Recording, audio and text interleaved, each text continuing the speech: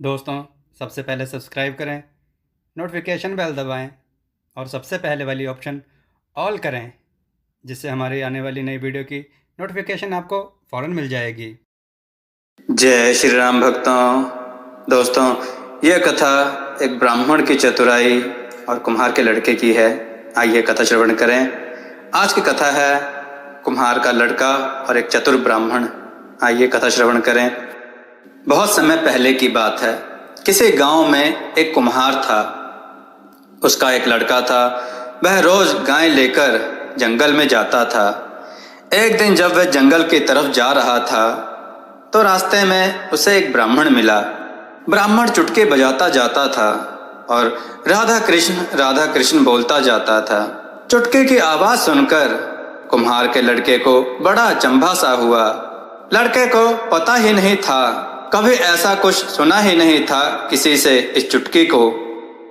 तो उसने ब्राह्मण से पूछा कि यह क्या है जो आप बजा रहे हैं। ब्राह्मण चालाक था। उसने तुरंत ताड़ लिया। बोला, अरे भैया, यह तो मेरी फुल्की है। मैंने इसे पाला पोसा और इतना बड़ा किया है। अब यह मेरे साथ नित्य प्रति रहती है और मेरा मनोरंजन करती है। इसकी सुमधुर आवाज सुनिए, कितनी मनमोहक है। ब्राह्मण उसे तरह तरह की बातों में उलझाकर उसका मन पढ़ रहा था। लड़के ने कहा, महाराज, आप अपनी यह फुल्की मुझे दे देंगे तो मैं अपनी यह लाली गाय आपको दे दूंगा।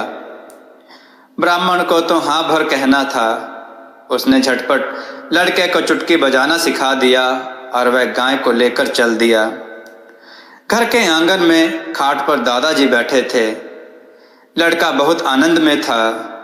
घर पहुंचने पर लड़के ने दादाजी को देखकर मस्ती में ही चुटकी बजाते हुए दादाजी को बताया, देखिए तो मैंने क्या लाया है।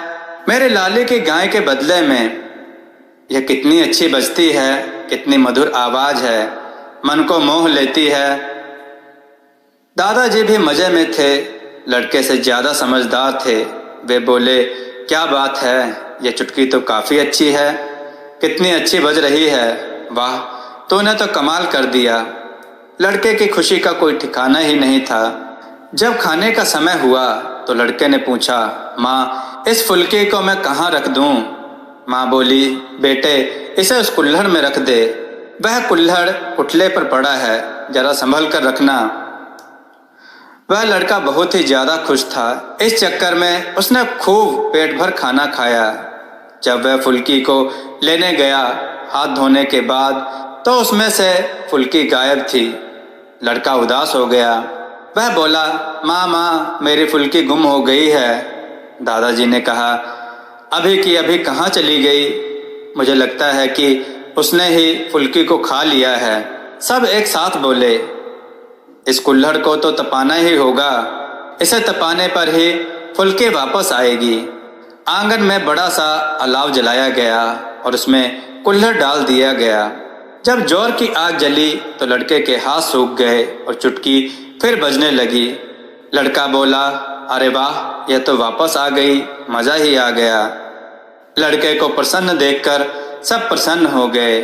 दादाजी समझ गए थे, बच्चे ने जो किया है वह नादानी में किया है, अब इसे डांटने से कोई फायदा नहीं है।